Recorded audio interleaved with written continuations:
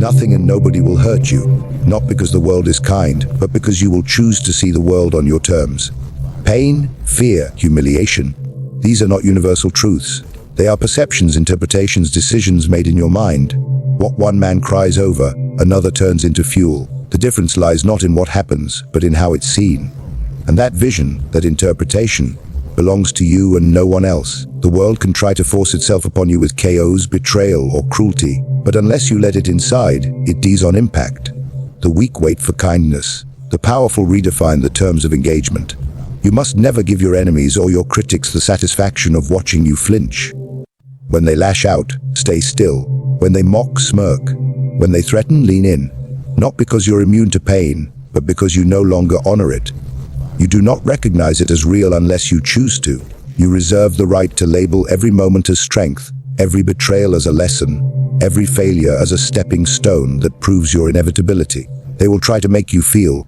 They'll provoke, manipulate, flatter, and accuse. That is their strategy. To see what makes you react. And you will give them nothing. Because you understand that the true battleground is internal. And the only enemy that can destroy you is the one you allow to live inside your thoughts. So when the world says you've lost, you say nothing. Because loss is a narrative you refuse to adopt unless it serves your growth. To lead, to conquer, to rise in silence is to accept one truth: no external force can define you. You define the external. When you realize this, the ground beneath your feet stabilizes. The wind no longer pushes, it carries. Even the blows meant to break you become stepping stones when you stop labeling them as harm. The emotional vocabulary of the masses does not apply to you. Offense, hurt, insecurity. These are tools for controlling the ordinary. You must reject them. A lion feels no insult from the barking of dogs. The lion knows its place. You must know yours. Do not look for sympathy, look for clarity. Understand what people want from you when they try to hurt you. Do they want reaction? Do they want weakness? Then deny it to them. By doing so, you assert dominance, not just over them, but over yourself. That's where the true game is won. This world bows to those who see things as they are and still remain unmoved. It is not apathy. It is focus. It is power. Most people panic when reality doesn't match their hopes. You will not. You will not panic. You will not protest. You will not plead. You will observe, and in that silence, you will choose your interpretation. Not the one handed to you by your upbringing, your peers, or your enemies, but your own. You will master perception as a weapon and wield it with precision. Fear governs the world more than law, more than love, more than reason. It is the most potent lever ever crafted, and those who understand this rule those who don't. People will attempt to control you not by force, but by fear. Of loss, of judgment, of pain, of failure. If you do not master fear, it will be used against you like a leash around your throat. The powerful don't eliminate fear, they redirect it. They understand its presence, measure its shape, and learn how to inflict it rather than absorb it. To rise above the masses, you must first stop being one of them. They react to shadows, threats, and rumors. They cower at the possibility of suffering. They let the idea of pain dictate their decisions before pain ever touches them. This is weakness disguised as prudence. You will not fall into that trap. You will recognize that fear is not a warning. It is a message from others trying to write your script. Tear it up. Replace it with strategy.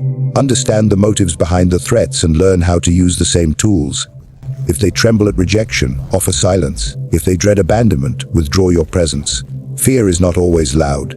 The most devastating version is quiet, calculated, and surgical. You do not avoid fear.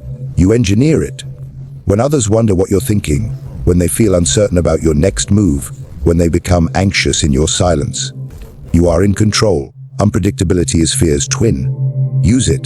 Predictability is a comfort that turns to chains. The moment people think they can map your behavior, they begin to manipulate it. They offer supple threats, exploit your weaknesses, press on your insecurities. But if you cultivate the ability to remain unreadable, if you can operate beneath emotion, they have nothing to grip. The instinct to fear is natural, but you are not here to live by instinct. You are here to bend instinct to your will. That means when fear arises, you interrogate it. Where does it come from? Who benefits from you feeling it? Is it your mind protecting you, or is it someone else's agenda entering your thoughts? The answer will show you who holds the reins. Then you take them back. The first step is recognizing that fear is a signal, not a command. It only controls those who believe it must be obeyed. You will be the exception. You will listen, calculate, and then act not in spite of fear, but through it. People follow strength not because it is always right, but because it is fearless. They flock to those who act while others hesitate. But courage is not the absence of fear, it is the ownership of it. If you can hold fear in your hands and not flinch, you can wield it like a weapon. Let others pray for safety. Let them hope to be spared. You will become the one others fear disappointing, fear opposing, fear underestimating. Fear must be at your command, never at your back.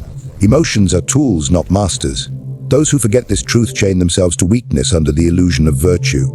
Attachment, sentimentality, and nostalgia are dressed in the robes of love and loyalty, but they are ropes tied around your ambitions. They pull you back when it is time to advance, soften your resolve when it is time to strike, cloud your mind when clarity is most needed.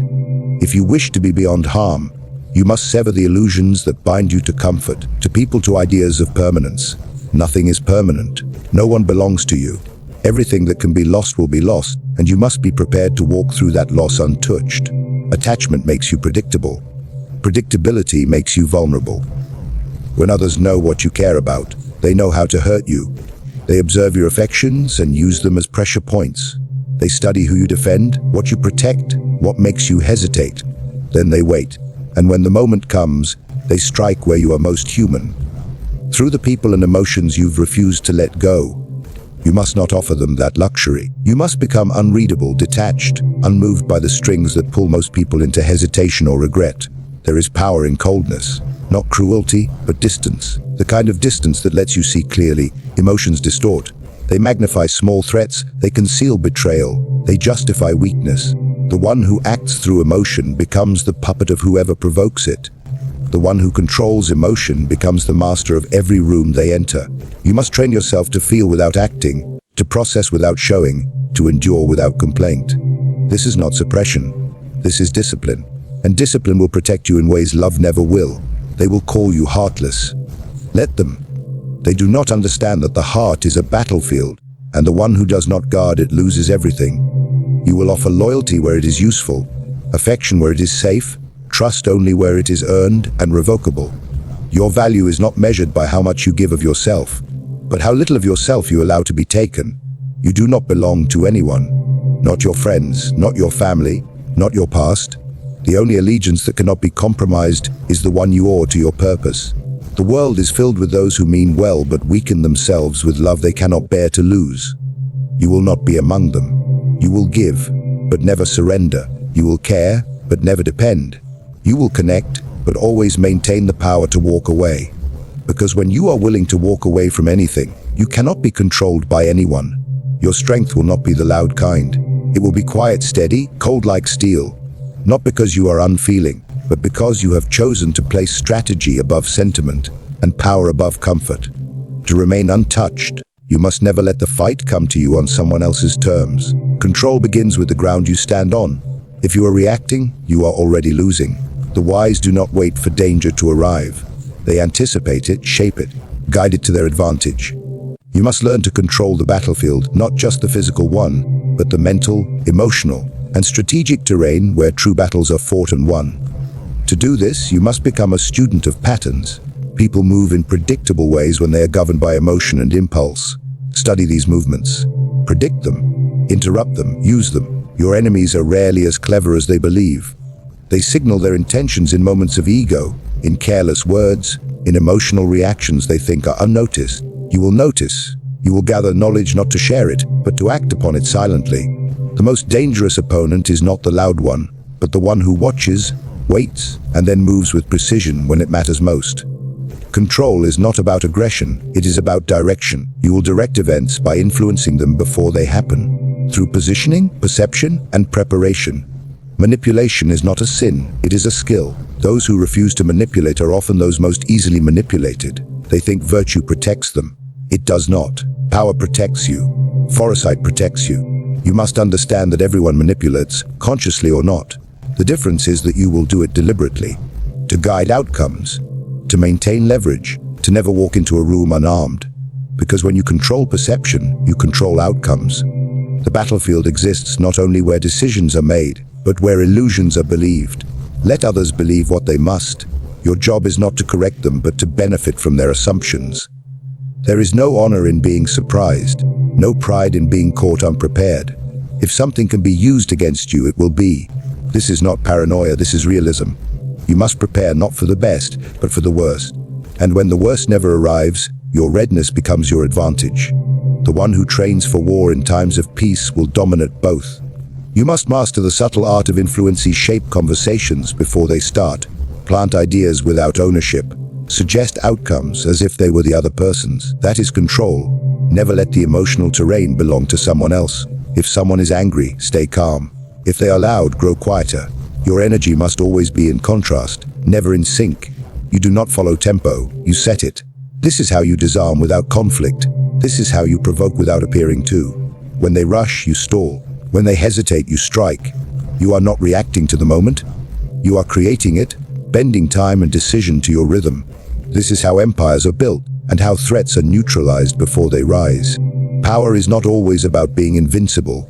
It's about being perceived as invincible.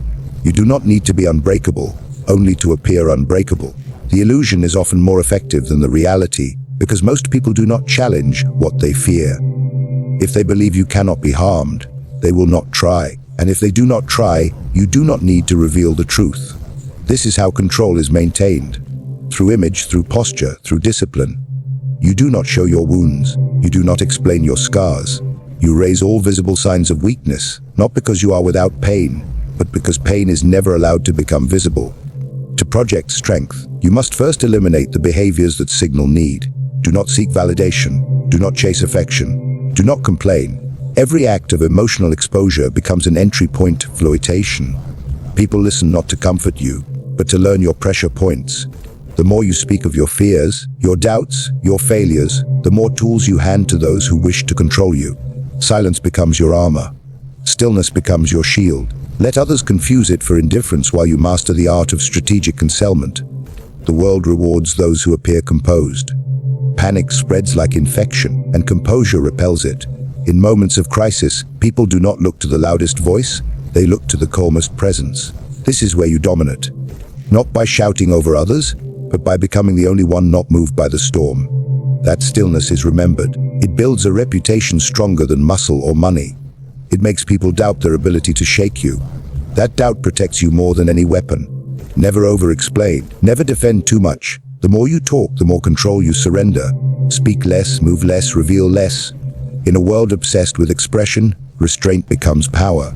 People reveal themselves too quickly. What they love, what they hate, what they fear. You will not. You will train yourself to speak only when speaking benefits you, and to reveal only what strengthens your image. Mystery is not weakness, it is influence. The unknown frightens more than the known. Let them wonder what you're thinking. Let them guess what you'll do. Let them fear what they don't understand. You must understand that reputation is not an accident. It is built deliberately. Every action, every word, every action adds to the story people tell about you. You control that story by controlling your presentation. Never laugh too easily. Never cry in public. Never apologize out of weakness. If you bleed, do it in private. If you suffer, do it in silence. Because the moment they see you break, they will never forget it. The world does not offer mercy to those who show pain, it exploits it. This is not cruelty, it is truth. Appearances shape outcomes more than facts. Your image must be sharper than your reality, and your reality must never contradict what they believe about your strength. You will not beg for peace. You will not plead for fairness. You will not hope the world becomes softer. Instead, you will become harder, sharper, untouchable. Let others cry for protection. You will build your own. Let them tremble before conflict. You will command it. They may speak of kindness as a shield, but you will learn that true safety lies in control. Control of your thoughts, control of your fears, control of your image, your actions, your battlefield. Nothing and nobody will hurt you. Not because harm does not exist, but because you have removed your permission from the process. You have silenced your emotional liabilities, mastered perception, and armored yourself in discipline. They cannot touch what they cannot read. They cannot break what does not bend, and they will not defeat what does not need their approval to rise. Let them watch. Let them wonder. You owe them nothing, not your pain, not your trust, not your explanation. You are not here to be understood. You are here to win.